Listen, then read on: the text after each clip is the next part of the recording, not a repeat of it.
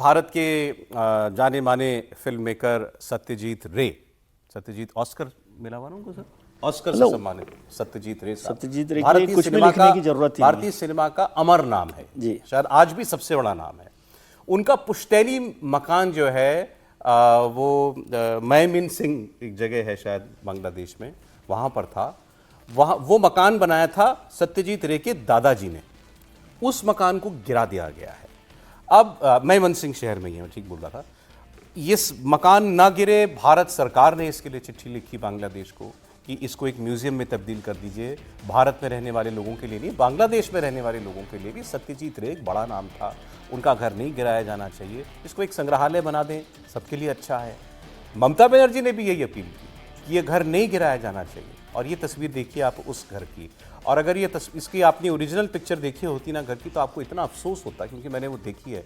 इतना खूबसूरत घर था, भले ही खंडर जैसा बन गया था, क्योंकि कभी कोई उसका रखरखाव ही नहीं हुआ बांग्लादेश में इतने बरसों के अंदर, लेकिन तब भी उस अवस्था में भी इतना खूबसूरत लगता था, सुंदर लगता था देखने में।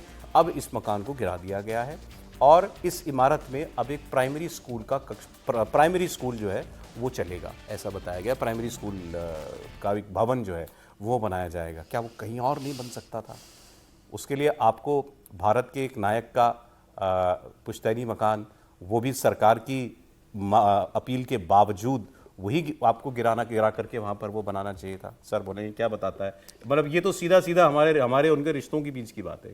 नहीं, जो सरकार और जो व्यवस्था आज की है, जो मुजीबर रहमान का पुतला गिरा सकती है, मूर्ति को गिरा सकती है, ध्वस्त कर सकती है, उससे आज सत्यजीत रे साहब के बारे में सोचना। और सत्यजीत रे को आप भारत के साथ मत जोड़ के देखिए, वो बांग्ला भाषी सभी के लिए और बांग्लादेश के लिए भी वो बड़े नायक के तौर पर उनको देखना चाहिए। क्योंकि अब खासतौर से बांग्लादेश और पाकिस्तान बनने का एक बड़ी वजह क्या है कि पाकिस्तान और बांग्ला में मुसलमान तो एक ही है ना, धर्म तो एक ही था, वहाँ पर भाषा का फर्क था।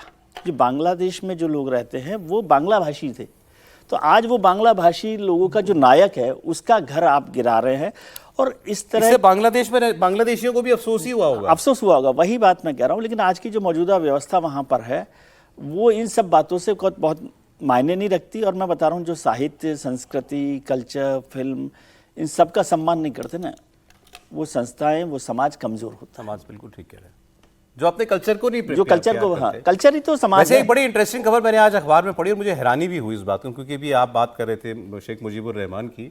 1971 की लड़ाई में भारत के तकरीबन 1600 हमारे जवान अफसर जो हैं वो शहीद हुए थे बांग्लादेश की लड़ाई में। उनको सम्मान भेजा है उनके लिए बांग्लादेश ने। अच्छा, वैसे इसकी शुरुआत की थी जब वहाँ की प्रधानमंत्री हुआ करती थी शेख हसीना।